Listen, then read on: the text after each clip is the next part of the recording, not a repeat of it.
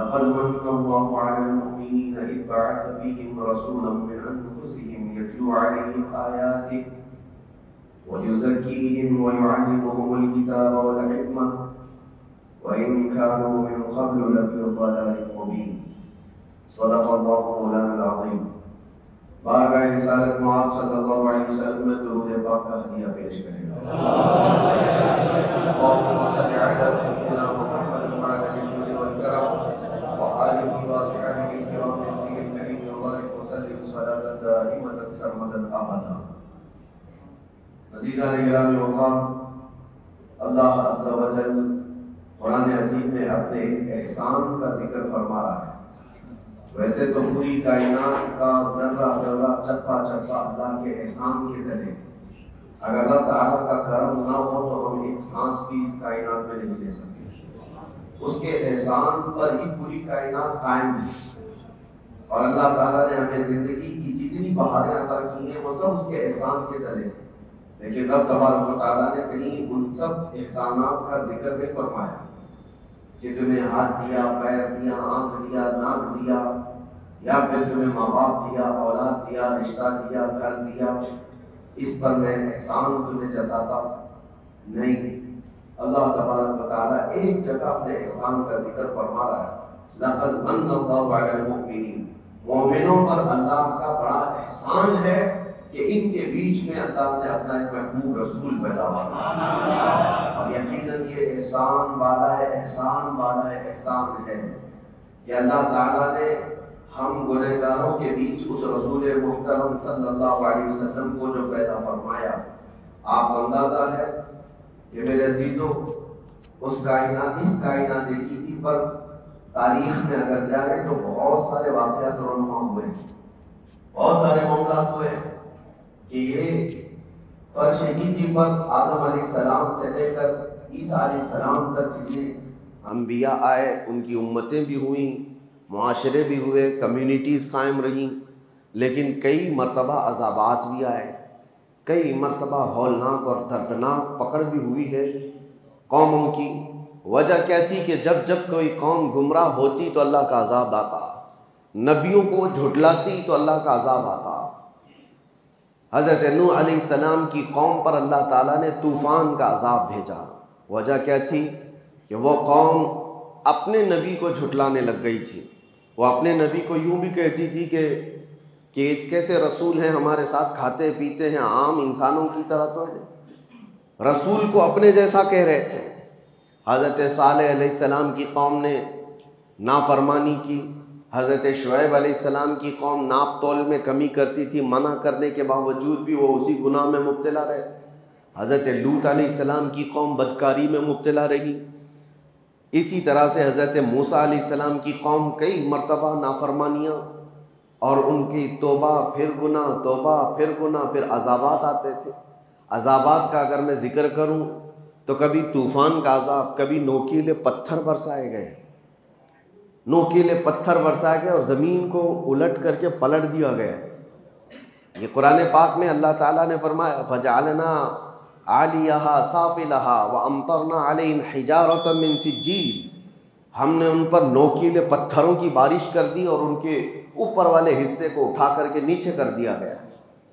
اور حضرت شعیب علیہ السلام کی قوم پر سخت تیز ایسی آندھیاں چلائی گئی اور چیخ ایک فرشتے کی آواز کے ذریعے سے ان کے کانوں سے بھیجے باہر آ گئے تھے. یہ بھی عذاب آیا. ایک قوم تھی جس پر اللہ تعالیٰ کا ایسا عذاب آیا کہ ان کے چہرے بندر کے بنا دیے گئے تھے. کونوا قردۃ خاسئین، اللہ نے فرمایا دھتکارے ہوئے بندر ہو جاؤ، سب بندر بن گئے تھے. یہ عذابات کنٹینیو آتے رہے ہیں. وجہ کیا تھی کہ وہ اپنے نبی کو جھٹلاتے یا اپنے نبی کی نافرمانی کرتے، کچھ ایسے گناہوں میں مبتلا رہتے جو رب ذوالجلال کے غضب کو دعوت دیتے. لیکن اے مسلمانوں، کیا اس کائنات میں جب ہم زندگی گزار رہے ہیں وہ گناہ نہیں ہے؟ کیا وہ گناہ ختم ہو گئے؟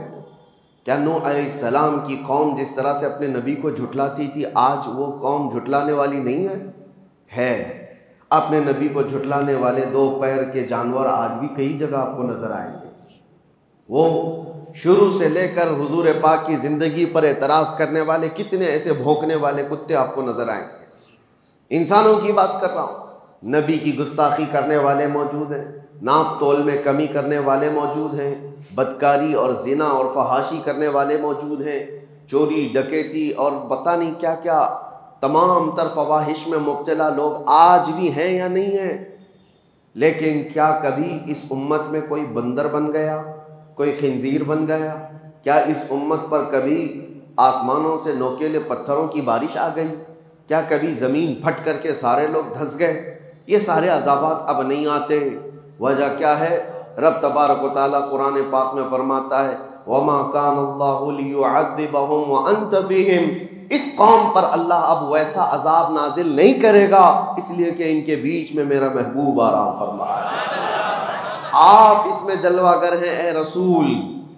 اب اس سے دو چیزیں ثابت ہوتی ہیں، یہ آیت سے دو چیزیں ثابت ہوتی ہیں۔ اللہ کیا فرما رہا ہے؟ ایسا عذاب، ویسا عذاب نہیں آئے گا جیسا پہلے آتا تھا، اس لیے کہ وَأَنْتَ فِيهِمْ وَأَنْتَ فِيهِمْ، حضور کو مخاطب کر کے اللہ فرما رہا ہے آپ ان کے بیچ میں ہیں، آپ ان کے درمیان میں ہیں۔ اب اس سے دو چیزیں ثابت ہوئی، ایک تو عذاب کا نہ آنا۔ اگر لوگ یہ کہتے ہیں کہ چلو حضور کو ہی اللہ نے مخاطب کر کے کہا تھا، حضور کے زمانے کے لیے کہا تھا، جب حضور موجود تھے تو اللہ فرما رہا ہے آپ ان کے بیچ میں ہیں۔ اب حضور کی جب وفات ہو گئی، حضور چلے گئے اپنی قبر پاک میں، تو اس کے بعد ایک 1300 سال سے زیادہ کا عرصہ گزرا کہ نہیں گزرا؟ اتنا لمبا عرصہ گزر گیا ہے، تو پھر ابھی بھی وہ قانون باقی کیوں ہے؟ وہ حضور کے لیے کہا گیا تھا آپ ان کے بیچ میں ہیں، تو حضور جب تک تھے تو عذاب نہیں آنا چاہیے تھا۔ حضور جب تک ہیں کسی کو بندر نہیں بنایا گیا، حضور جب تک ہیں کسی کو زمین میں نہیں دھسایا گیا۔ حضور صلی اللہ علیہ وسلم جب قبر پاک میں چلے گئے تو پھر ویسی عذابات آنا چاہیے تھا، آسمان سے پتھر برسے، آگ برسے، پھر لوگوں کے چہرے بندروں کے ہو جائیں، لیکن عذابات نہیں آتے۔ وہ قانون آج تک چل رہا ہے اور قیامت تک چلے گا اللہ کا وہ قانون۔ وجہ یہ ہے کہ حضور پاک صلی اللہ علیہ وسلم کو جو اللہ نے فرمایا وہ انت فیہم، آپ ان کے بیچ میں ہیں، اس کا مطلب 63 سال ہی نہیں، قیامت تک آپ ان کے بیچ میں زندہ ہیں۔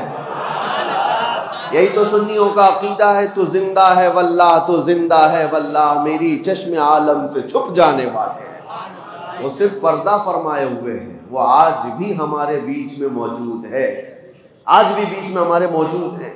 لوگوں کو جو کھجلی ہوتی ہے کہاں ہے؟ جب ہم سنی اس طرح کے عقیدے کی بات کرتے ہیں تو کہتے ہیں کہاں ہیں رسول، کہاں ہیں، ادھر ہیں کہ ادھر ہیں؟ مذاق میں اس طرح کی باتیں کرتے ہیں۔ کئی لوگوں کو دیکھا گیا مذاق کرتے ہیں، کیا دکھ رہا ہے تم کو، دکھ رہا ہے ہم کو، دکھ رہا ہے؟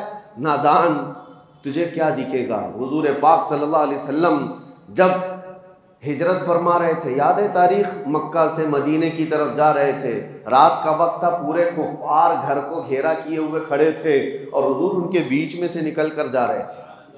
واقعہ معلوم ہے، حضور ان کے بیچ میں سے جا رہے تھے، کنکریاں اٹھا کر اس طرح ماری تھی، یہ نہیں کہ کسی کے منہ پہ مارا، وہ ہوا میں اچھالی تھی، لیکن سب کے سب اندھے تھے، کوئی نہیں دیکھ پا رہا تھا۔ لیکن حضور صلی اللہ تعالیٰ علیہ وسلم کے ساتھ حضرت علی تھے، حضرت علی بھی دیکھ رہے تھے۔ حضور حضرت ابو بکر کے گھر گئے، ابو بکر بھی دیکھ رہے تھے۔ پتہ یہ چلا کفار و مشرکین کو یہ ذات نور نظر نہیں آتی ہے، اور جو اہل ایمان ہیں وہ دل کی قلب کی نگاہوں سے دیکھے تو سب نظر آتا ہے۔ آج جو یہ کہتے ہیں سنیو، تم کہتے ہو کہاں ہیں حضور، آتے ہیں حضور جاتے ہیں، ہمیں تو نہیں نظر آتے۔ کہاں سے نظر آئے؟ دل کے کفر کو دور تو کرو، دل کے بغض کو دور تو کرو۔ ہم تو یہ کہتے ہیں وہ آئیں گے، آتے ہوں گے، ابھی آئیں گے، یہی سوچ کے ہم نے محفل کو سجا رکھا ہے۔ سنا ہے آپ ہر عاشق کے گھر تشریف لاتے ہیں، میرے گھر میں بھی ہو جائے چراغاں یا رسول اللہ۔ یہ طلب ہماری کس لیے ہے؟ ہماری طلب صرف حضور پاک کے دربار میں اسی لیے ہے کہ ہم ان کو زندہ جاوید اپنے درمیان موجود رسول تسلیم کرتے ہیں۔ اگرچہ اللہ تعالیٰ کے وعدے کے مطابق جو موت آنی ہے وہ سب کو آنی ہے، وہ حضور کو بھی آئی، انبیاء کو بھی آئی۔ اجل آنی ہے، فقط اتنی کہ آنی ہے۔ انبیاء کو بھی اجل آنی ہے۔ اعلیٰ حضرت فرماتے ہیں انبیاء کو بھی اجل آنی ہے۔ اجل کس کو کہتے ہیں؟ موت کو۔ انبیاء کو بھی اجل آنی ہے مگر اتنی کہ فقط آنی ہے۔ آنی کا مطلب کیا ہوتا ہے؟ آن ایک سیکنڈ کو کہا جاتا ہے، ایک سیکنڈ کو آن کہا جاتا ہے۔ اور اعلیٰ حضرت فرما رہے ہیں انبیاء کو بھی اجل آنی ہے مگر اتنی کہ فقط آنی ہے، ایک سیکنڈ کے لیے آنی ہے، اس کے بعد ان کی زندگی ہے۔ آج ہمارے درمیان حضور پاک صلی اللہ تعالی علیہ وسلم کی بعثت اور ان کی ولادت پاک کا 1500 سالانہ جشن منایا جا رہا ہے۔ یہاں بہت ساری باتیں آتی ہیں۔ کچھ لوگ کہتے ہیں کہ دیکھو روایات تو بتاتی ہیں کہ حضور 8 ربیع الاول کو پیدا ہوئے تھے، کچھ کہتے ہیں کہ 12 کو، کچھ کہتے ہیں 17 کو، اختلاف ہے روایات میں۔ اعلیٰ حضرت نے بھی لکھا ہے، تو ہم سے بھی کہتے ہیں کہ آپ کمنٹس میں، میسیجز میں کہ آپ 12 کو ہی پکڑ کے کیوں چلتے ہیں؟ ہم ان کو جواب دیتے ہیں میاں کوئی بات نہیں، آپ 8 کو تو منا لو، ہمیں 12 کو رہنے دو، اور ایک جماعت کو کہہ دو 17 کو منا لو، کسی جماعت کو کہہ دو 13 کو منا لو، تاکہ ساری روایتوں پہ ہو جائے۔ اور اگر آپ نہیں کہتے تو ہمیں اختیار دے دو، ہم 8 سے نہیں 1 سے شروع کر کے پورے ربیع الاول منائیں گے۔ نہیں منانا ہے، نہیں کرنا ہے تو اعتراضات الگ الگ، اور پھر اس میں ایک کوڑ زدہ، دل کا کوڑ جس کا ہے، ایسا عقیدے کا کوڑ نکل کر کے آئے۔ صاحب انہوں نے کہا ارے 12 ربیع الاول شریف کو حضور صلی اللہ علیہ وسلم کی ولادت کا دن تو مناتے ہو، آپ کو پتہ ہے اسی دن حضور کی وفات بھی ہوئی، حضور کی وفات بھی ہوئی، حضور کے انتقال کا دن بھی ہے، تو آپ دوسرے بزرگوں کے جس طرح انتقال کے دن کو مناتے ہیں، کیا حضور پاک صلی اللہ علیہ وسلم کے وفات کا غم نہیں کر سکتے؟ 12 ربیع الاول کو آپ خوشیاں مناتے تو ہیں، سب سڑکوں پہ نکل آتے ہیں اور لبیک یا رسول اللہ کہتے ہیں، مرحبا مرحبا کہتے ہیں، لیکن آپ کو حضور کے دنیا سے جانے کا غم نہیں ہے کہ حضور اسی دن دنیا سے تشریف لے گئے تھے، حضور پاک صلی اللہ علیہ وسلم کی وفات ہوئی تھی۔ سنیوں کو کھینچ لینے کی باتیں کی جاتی ہیں، جذباتی باتیں، ایموشنل کر کے کہ ہاں حضور کی وفات پر کون ایموشنل نہیں ہوگا۔ لوگوں کو لگتا ہے کہ ہاں حضور اس دن انتقال کیے تھے تو ہمیں غم ہونا چاہیے، آج خوشی کس بات کی؟ ان کے منہ پر تھپڑ لگاتے ہوئے کہو غم اس کا منائیں جو چلا گیا ہو، مر گیا ہو، مٹی میں مل گیا ہو، وہ تمہارا نبی ہوگا، ہمارا نبی تو صرف پردہ کیا ہوا ہے، وہ کل بھی زندہ تھا آج بھی زندہ ہے، تو زندہ ہے واللہ، تو زندہ ہے واللہ، میری چشم عالم سے چھپ جانے والے، غم وہ کرے جس کا سب ختم ہو گیا۔ حضور پاک صلی اللہ تعالیٰ علیہ وسلم کی شریعت باقی ہے یا نہیں باقی؟ حضور پر اترا ہوا قرآن باقی ہے یا نہیں باقی ہے؟ حضور کا قرآن باقی ہے، حضور کی شریعت باقی ہے، حضور کی آل باقی ہے، حضور کی سنتیں باقی ہے، حضور کی حدیثیں باقی ہے، حضور کی باتیں باقی ہے، حضور کی ادائیں باقی ہے، حضور کا ہر عمل باقی ہے۔ کون سی چیز فنا ہو گئی؟ حتیٰ کہ حضور پاک صلی اللہ علیہ وسلم کے انتقال کے بعد آپ کو پتہ ہے میرا اور آپ کا انتقال ہو جائے، ہماری بیویاں عدت گزارنے کے بعد دوسرے سے نکاح کر سکتی ہیں، ان کے لیے جائز ہے، عدت ہونے کے بعد وہ کسی سے بھی نکاح کر سکتی ہیں، لیکن نبی کی جو زوجات ہیں امہات المؤمنین، ان کو موت تک کسی اور سے نکاح کرنے کی اجازت تھی ہی نہیں۔ حضور کے انتقال کے بعد کئی بیویاں حضور کی زندہ تھیں، حضور کی بیویاں زندہ تھیں، لیکن ان کو نکاح کرنے کی اجازت نہیں تھی۔ وجہ کیا ہے؟ ایک عورت اپنے شوہر کے ہوتے ہوئے دوسرے کے ساتھ نکاح کر ہی نہیں سکتی۔ وہ اور عورتیں ہیں جو اپنے مردوں کے انتقال کے بعد عدت گزار کر کے کر سکتی ہیں، لیکن رسول کی بیویاں نہیں کر سکتی، اس لیے کہ رسول زندہ ہیں، رسول پاک کی بیویاں ہماری مائیں ہیں۔ اور دوسری بات، ام المومنین عائشہ صدیقہ رضی اللہ تعالی عنہا، توجہ چاہتا ہوں، حضور کس کے حجرے میں آج آرام کر رہے ہیں؟ جو جالیاں ہیں، حضور جس قبر میں آرام فرمائے وہ حضرت عائشہ کا حجرہ ہے، حضرت عائشہ کا گھر ہے، جس میں حضور صلی اللہ علیہ وسلم حضرت عائشہ کے ساتھ رہا کرتے تھے، اسی حجرے میں حضور دفن ہیں۔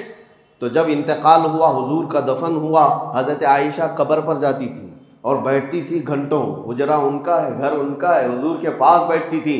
پھر اس کے بعد 2.5 سال کا عرصہ گزرا کہ حضرت ابوبکر صدیق کا انتقال ہوا، اور حضرت ابوبکر صدیق کون ہیں؟ حضرت عائشہ کے باپ ہیں، والد ہیں، ان کو بھی حضور کے پہلو میں دفن کر دیا گیا۔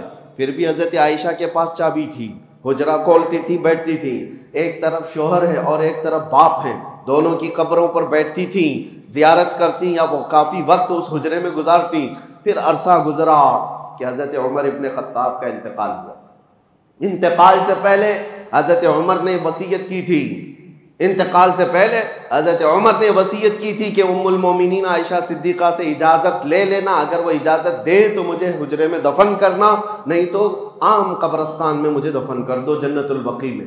لوگوں نے آ کر کے حضرت عائشہ سے پوچھا، عمر کی خواہش ہے اندر دفن ہونے کی، آپ کیا کہتی ہیں؟ حضرت عائشہ کہتی ہوں میں نے اپنے لیے رکھی تھی لیکن عمر کو میں ترجیح دیتی ہوں، عمر ابن خطاب کے لیے وہ جگہ دے دیتی ہوں، چابی دے دیا۔ حضرت عمر ابن خطاب جب دفن ہوئے تو اس حجرے میں اب 3 قبریں ہیں، پتہ ہے نا، حضور صلی اللہ علیہ وسلم، پھر حضرت ابوبکر صدیق، پھر حضرت عمر ابن خطاب، پھر حجرہ بند ہو گیا۔ حضرت عائشہ صدیقہ رضی اللہ تعالیٰ عنہ کے پاس جو چابی تھی وہ آپ نے دے دی امت کے حوالے، اور اس کے بعد قبر کے پاس نہیں جاتی تھی، کبھی نہیں جاتی تھی، کبھی نہیں جاتی۔ اب پوچھو میرے عزیزو، حضرت عائشہ سے پوچھا گیا کہ آپ تو پہلے ہر دن جاتی، قبر کے پاس بیٹھتی، وقت گزارتی، اب کیوں نہیں جاتی؟ حضرت عائشہ کہتی ہیں پہلے تو رسول اللہ تھے میرے شوہر ہیں، میرے باپ ابو بکر تھے میرے باپ ہیں، وہ میرے محرم تھے، جب سے حضرت عمر آ گئے میرے لیے وہ غیر محرم ہے، میں ان سے پردہ کرنے کی وجہ سے نہیں جاتی ہوں، زندگی میں بھی ان سے پردہ کرتی تھی اس لیے نہیں جاتی ہوں۔ اب حضرت عائشہ سے کوئی سوال تو کرے، پردہ کس سے ہوتا ہے؟ پردہ زندوں سے ہوتا ہے کہ مردوں سے ہوتا ہے؟ ام المومنین عمر ابن خطاب سے پردہ کر کے بتا رہی ہے کہ عمر ابن خطاب اپنی قبر میں دیکھ رہے ہیں جو آ رہا ہے جو جا رہا ہے۔ جب عمر سے حضرت عائشہ کا عقیدہ یہ ہے تو پھر حضور پاک کی حیات کا عالم کیا ہوگا؟ عزیزان گرامی وقار، یہ باتیں میں آپ کو اس لیے بتا رہا ہوں کہ جو کنفیوز کرنے کی کوشش کرے، معاذ اللہ رب العالمین، کچھ کتابیں بازاروں میں ایسی بھی نکل کے آئی ہیں اردو کی، چھپی نہیں ہیں، آج بھی چھپی ہوئی ہیں، رسول اللہ مر کر مٹی میں مل گئے، معاذ اللہ، نعوذ باللہ من ذالک، یہ باتیں لکھی ہوئی ہیں اور اس کی آج تک لوگ تعویل کرتے ہیں، ہمارے کہنے کا مطلب یہ تھا، ہمارے کہنے کا مطلب وہ تھا۔ نادان ظالم، کسی کو گالی دے کر کے تو مطلب نکالے گا، کسی کو ماں کو کسی کے باپ کو کہہ کر کے بعد میں پھر مطلب نکالو گے۔ وہ رسول پاک صلی اللہ تعالیٰ علیہ وسلم جہاں کے متعلق صحابہ کو اللہ فرماتا ہے لا ترفعوا اصواتکم فوق صوت النبی، اپنی آوازیں نبی کی آواز پر بلند مت کرنا، ورنہ کیا ہوگا؟ ان تحبط اعمالکم وانتم لا تشعرون، تمہارے اعمال ضائع کر دیے جائیں گے، تجھے خبر بھی نہیں ہوگی۔ یہ کس کو اللہ فرما رہا ہے؟ ایرے غیرے کو نہیں، صحابہ کو اللہ فرما رہا ہے۔ صحابہ جو امت کے سب سے اعلیٰ انسان تھے ان کو اللہ فرما رہا ہے نبی کے دربار میں بیٹھو تو آوازیں اونچی نہ کرو ان کے لیے، اور تم کتابوں میں کچھ بھی لکھ مارو اور پھر کہو کہ ہمارا مقصد یہ نہیں تھا، ہمارا مطلب یہ نہیں تھا۔ وہ صحابہ کرام حضور صلی اللہ تعالیٰ علیہ وسلم کی بارگاہ میں کیا کہتے تھے پتہ ہے؟ راعینا یا رسول اللہ، جب انہیں کوئی بات سمجھ میں نہیں آتی تو کہتے تھے راعینا یا رسول اللہ، ہماری رعایت کیجئے اللہ کے رسول۔ یہودیوں کی زبان میں یہ لفظ دوسرا معنی رکھتا تھا، یہودی راعینا کا مطلب یہ سمجھتے تھے ہمارا چرواہا، اور وہ مذاق اڑاتے تھے کہ دیکھو یہ صحابہ رسول کو کہتے ہیں ہمارا چرواہا، معاذ اللہ، یہ مذاق ہو رہا تھا۔ رب تبارک و تعالیٰ نے آیت نازل فرمائی یا ایھا الذین آمنوا لا تقولوا راعینا، اے ایمان والو رسول کے پاس جب بیٹھو تو راعینا مت کہنا۔ پھر اللہ خود ادب بھی سکھاتا ہے، کیا کہنا چاہیے؟ وقولوا انظرنا، کہو نظر کرم فرمائیے، اے رسول نظر کرم فرمائیے۔ اور پھر کہنے کی ضرورت کیا آتی ہے؟ واسمعوا، غور سے تو سنو۔ حضور کی باتیں عام لوگوں کی طرح نہیں ہے، جو کلمہ کہا جائے وہ سنو۔ اب پھر جانتے ہو صحابہ کرام ایسا سنتے تھے حضور کی باتوں کو، اور نقل ایسا کیا ہے حدیثوں میں، ایک حرف بھی اگر ادھر سے ادھر ہوا تو صحابہ کہتے ہیں یہ حدیث ہے ہی نہیں، یہ حدیث ہی نہیں ہے۔ اگر حرف بدل گیا، لفظ بدل گیا تو صحابہ کہتے ہیں یہ حدیث نہیں ہے، لفظ بدلا ہو۔ جو رسول اللہ کی زبان سے نکلا ہوا حرف ہے، صحابہ اس کو سنتے تھے اور اسی طرح محفوظ کرتے تھے۔ عزیزان گرامی اوقات، اس دربار عالی جاہ کا ادب اللہ سکھا رہا ہے، اور یہاں لوگ بڑے بھائی کی طرح، کبھی مر کر مٹی میں ملنے کی طرح، نعوذ باللہ، ان کے علم کو کسی اور سے، جانوروں سے تشبیہ دیں۔ ہمیں بولنے میں بھی دقت ہوتی، ایکسپلین کرنے میں بھی جو ظالموں نے کہا ہے وہ دقت آتی ہے، پریشانی ہوتی ہے کہ کیسے نبی پاک صلی اللہ تعالیٰ علیہ وسلم کی بارگاہ میں یہ کہہ کر پھر اس کی تعویل کی جا رہی ہوں۔ اللہ ایسے برے عقیدوں سے ہماری حفاظت فرمائے۔ اسی لیے اعلیٰ حضرت امام اہل سنت فاضل بریلوی رضی اللہ تعالیٰ عنہ سے پوچھو رسول پاک صلی اللہ تعالیٰ علیہ وسلم کا مقام و مرتبہ، انہوں نے کہیں ایک شبہ والا لفظ بھی ایسا ویسا ہو سکتا ہے نہیں سکتا ہے نہیں، بلکہ جب بھی بارگاہ مصطفیٰ میں کہا ہے وہ الفاظ استعمال کیے کہ آج بھی عقلیں دنگ ہیں اور حیران ہیں، اور کہا بارگاہ مصطفیٰ میں تیرے تو وصف عیب تناہی سے ہے بری، یا رسول اللہ تیرے تو وصف عیب تناہی سے ہیں بری، حیران ہوں میرے شاہ میں کیا کیا کہوں تجھے، لیکن رضا نے ختم سخن اس پہ کر دیا، خالق کا بندہ خلق کا آقا کہوں تجھے۔ یہ ہے عاشق رسول کی زبان۔ اور ہو سکتا ہے آپ کہیں میرا باپ اچھا، میری ماں اچھی، میرا استاد اچھا، میرا پیر اچھا، کہتے تو ہوں گے نا، آپ تو یہ کہتے ہوں گے فلاں پیر بہت اچھا، فلاں ولی بہت اچھا، فلاں استاد بہت اچھا۔ اعلیٰ حضرت نے فیصلہ کر کے بتایا سارے اچھوں میں اچھا سمجھیے جسے، سارے اچھوں میں اچھا سمجھیے جسے، ہے اس اچھے سے بھی اچھا ہمارا نبی۔ تم جس کو دنیا میں سب سے اچھا سمجھتے ہو سمجھ کر کے چلو، اور اس کے بعد اعلیٰ حضرت فرماتے ہیں اس اچھے سے بھی اچھا ہمارا نبی۔ اور پھر اگر تم یہ کہتے ہو کہ فلاں آدمی بہت اونچائی پر پہنچا ہے، بہت بلندی پہ پہنچا ہے، اس کا منصب بہت اونچا ہے، اس کا مقام بہت اونچا ہے، اعلیٰ حضرت کہتے سارے اونچوں میں اونچا سمجھیے جسے، جس کو بھی تم سمجھتے ہو سب سے اونچا ہے یہ آدمی، اعلیٰ حضرت کہتے ہے اس اونچے سے اونچا ہمارا نبی، ہے اس اونچے سے اونچا ہمارا نبی۔ کیا خبر کتنے تارے کھلے چھپ گئے پر نہ ڈوبے نہ ڈوبا ہمارا نبی، قرنوں بدلی رسولوں کی ہوتی رہی، چاند بدلی کا نکلا ہمارا نبی، بجھ گئی جس کے آگے سبھی مشعلیں، شمع وہ لے کر آیا ہمارا نبی، سب چمک والے اجلوں میں چمکا کیے، اندھے شیشوں میں چمکا ہمارا نبی، جن کے تلووں کا دھون ہے آب حیات، ہے وہ جان مسیحا ہمارا نبی، ہے وہ جان مسیحا ہمارا نبی۔ اب دیکھو مقام و مرتبہ کیسے ہوتا ہے، خلق سے اولیاء، اولیاء سے رسول۔ افضل کون ہے؟ خلق کا مطلب مخلوق، یہ ساری مخلوق سے افضل کون ہے؟ اولیاء کرام، اولیاء کرام افضل ہے۔ اولیاء کرام سے افضل کون ہے؟ انبیاء کرام، رسولان اعظام۔ اعلیٰ حضرت کہتے ہیں خلق سے اولیاء، اولیاء سے رسول، اور رسولوں سے اعلیٰ ہمارا نبی، اور رسولوں سے اعلیٰ ہمارا نبی۔ کون دیتا ہے دینے کو منہ چاہیے، دینے والا ہے سچا ہمارا نبی، غمزدوں کو مژدہ دیجئے کہ ہے رضا، ہم بے کسوں کا سہارا ہمارا نبی۔ عزیزان گرامی وقار، جتنی تعریف کی جائے وہ کم ہے، بارگاہ مصطفیٰ میں تعریف کرنے والوں کے قلم سوکھ گئے، زبانیں خشک ہو گئیں اور آنکھ بھر گئے، لیکن کما حق ان کی تعریف نہ کی جا سکی۔ اور اسی لیے حافظ شیرازی رحمت اللہ تعالیٰ علیہ بڑے عاشق رسول ہیں، وہ کہتے ہیں یا صاحب الجمال و یا سید البشر من وجہک المنیر لقد نور القمر۔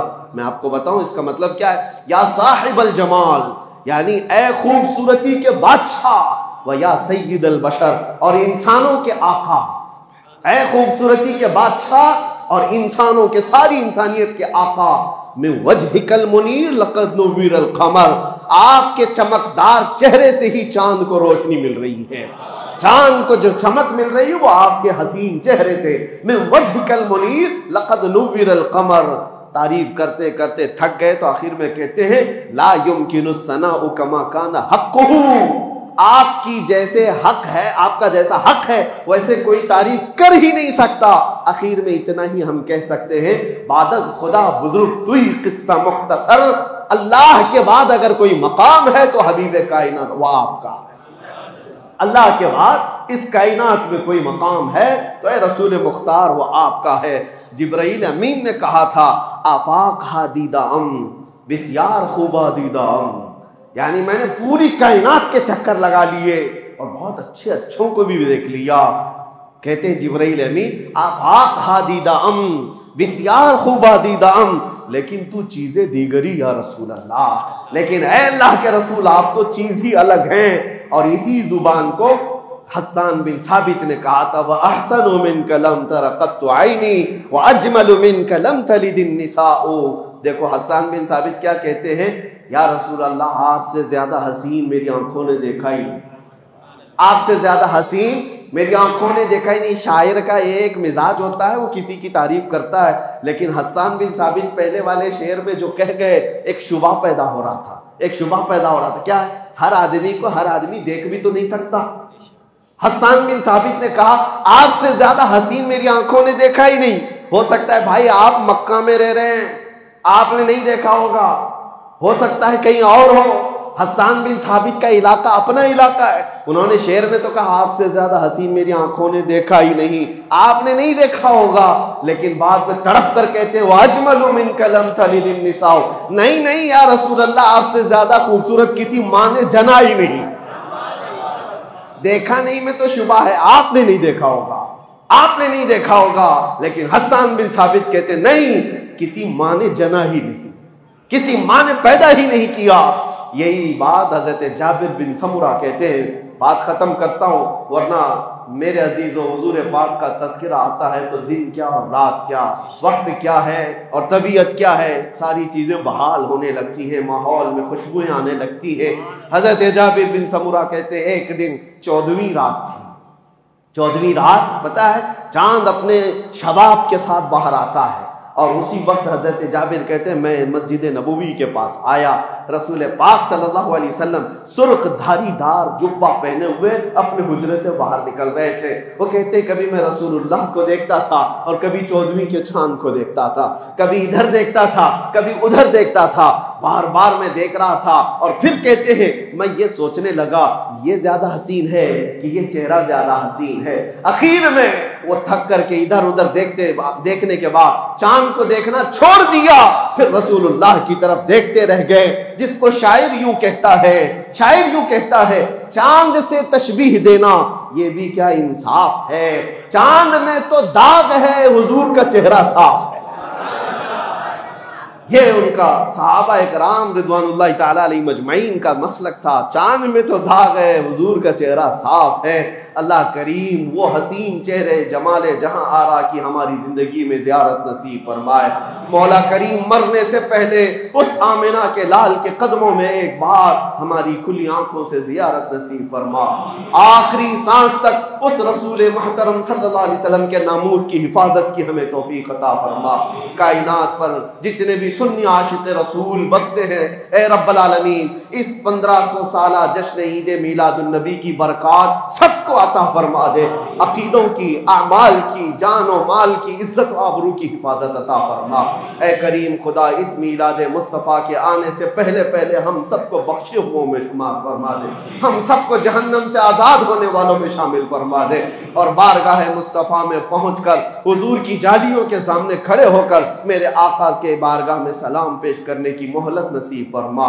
وصلی اللہ تعالی علی خیر خلقہ محمد وآلہ وصحبہ اجمعین، وآخر دعوانا الحمد للہ رب العالمین۔ السلام علیکم۔